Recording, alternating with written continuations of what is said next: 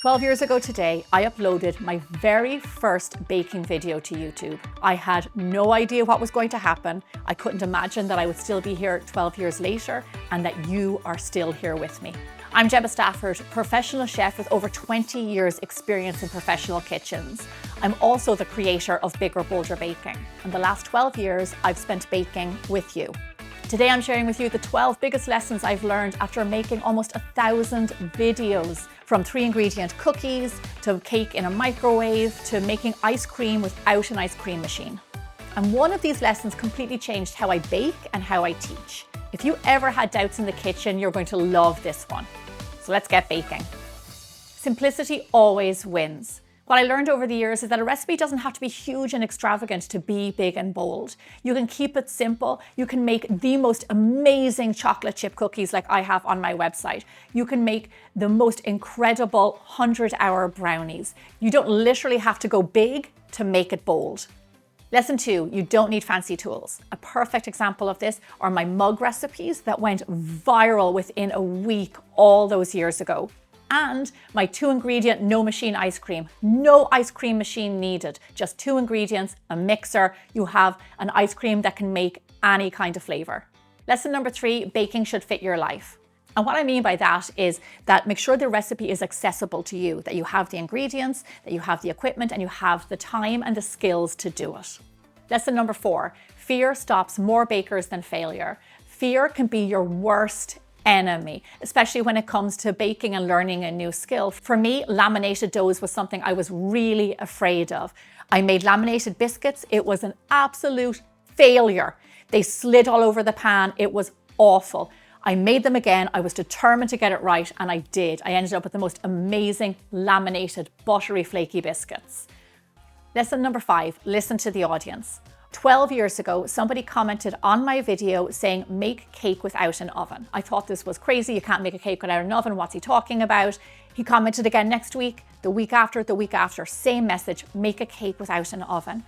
I sat down, I thought about it, and I realized, you don't just have to have an oven to make a cake. I started to think about it more, and I thought you can make a cake in a microwave. That was the beginning of my Mug Meals series. From that one video, I did media all around the world. I was featured in papers in Israel, in Ireland, on TV here in LA. It was crazy from that one comment that I paid attention to. And my next lesson is respond to your comments. If I hadn't responded to that comment, I don't think I'd even be here today where I am with the success that we've had with my recipes. It's really important that I respond to you because you take the time to watch my videos. I'm going to take the time to respond to your comments. Now today, we've got a team around the world. Alma is in the Philippines responding to comments. My mom is in Ireland responding to comments. Rachel is in Hawaii responding to comments. It's so important for me to stay engaged with you. And that's a promise I made 12 years ago, and I still do it today. Another lesson I've learned, and this is more personal to me, is that I've learned how to be comfortable on camera. 12 years ago, I had never been on camera before. I'd never done any presenting before. I'm not an actress. I never aspired to be. I never did theater. I'm not one of those people. What I do is I know baking. I'm a professional chef, and I realized how I would get through my videos if I talked my language, which is baking. It took many years for me to get comfortable on camera. At the beginning, there was a lot of tears. There was comments that I wasn't blinking on camera, which was true because I was just trying to get through the video. I never thought about blinking. It was really a struggle for me, not for weeks, not for months, but for years. Now today I stand here in front of you after doing a lot of media, a lot of TV, a lot of appearances, a lot of talking in front of groups. I'm much more comfortable. I'm much more confident. I'm also older. I started YouTube when I was 31 years old. I've just turned 43. I'm older, I'm a mom, I'm more comfortable in my skin, I'm more comfortable on camera, and that really is a lovely place personally for me to be. Another thing I've learned is technique matters. Now, I learned this 20 years ago in college. I was trained by chefs that trained in France doing proper classic technique. So I carry that throughout all of my baking. Important techniques like when it comes to pastry making, macaron making, bread making, the folds, the pulls, the resting, all the little things that we do to make something perfect. It really is important. This next lesson I've known my entire life, which is bread isn't scary. Using yeast is not something to be afraid of. It's just another ingredient. Over the years of Bigger Bolder Baking, at the very beginning, I started to do no-knead bread, and now no-knead bread is a big part of my everyday life. I've experimented a lot with no-knead doughs over the years, and I love sharing those recipes with you because they always hit, they're really popular, and I see you guys have such success, which makes me really happy. This next lesson is not just a baking lesson, but it's a life one. Mistakes are part of the mastery. And to show you exactly what I mean, here are some examples. On top of your cream cheese filling, scatter over the bananas. I guess to sprinkle them over, and then mix our cinnamon rolls, and then we have to make it all over again. Up. I have, oh no. I don't have enough cinnamon rolls. 2, 4, 6, 8, 10. I've got 10. It was 2 inches by 12. And I did 2 inches. I must have done too much. I did more than 2 inches. This is what I call covering in a multitude of sins. Never a dull moment when you're baking. Just a splash.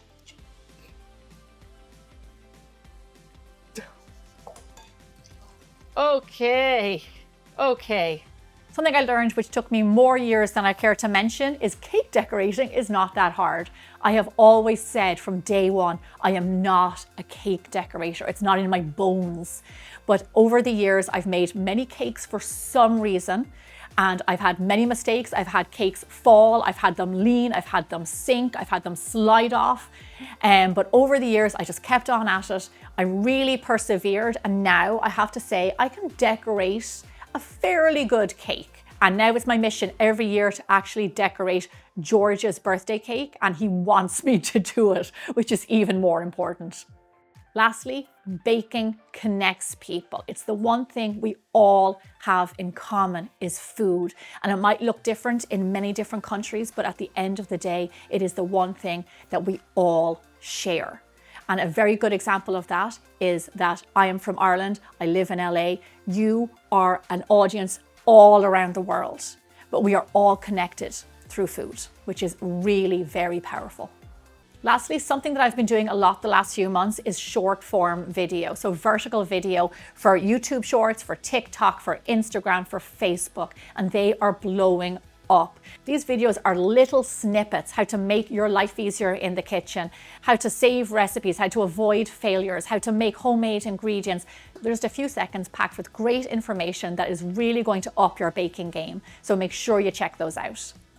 Lastly, I am a better chef today because of Bigger Bolder Baking. Not the years that I spent in Michelin star kitchens, it's because of what I've done the last 12 years. I have learned, I've made mistakes, I've become a better chef, I've increased my skills, all because of you guys and what we're doing here on a weekly basis. A huge thank you to you. Thank you for being here. I really enjoy this, and I hope you're with me for the next few years to see what's to come. Thank you so much.